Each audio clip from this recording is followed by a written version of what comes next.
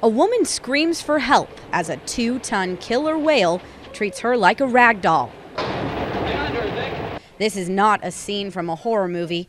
It's real life, and the victim now lives in Morro Bay. She dumped me, and I fell into the trough of the water, and she just turned around on a dime and grabbed me in her mouth. Ann Godsey lived to tell about this 1971 attack at SeaWorld in San Diego.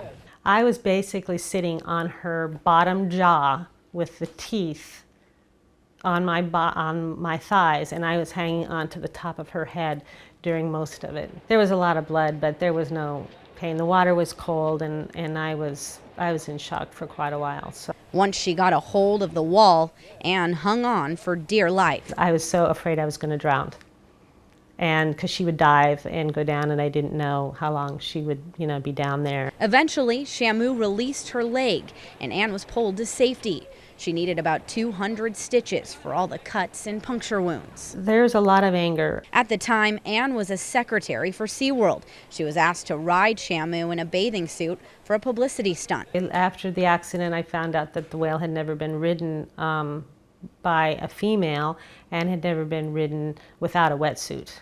When she heard about Wednesday's deadly attack, Ann says her heart sank. My very first response was, oh my gosh, I don't know Dawn, but I just felt so horrible for her.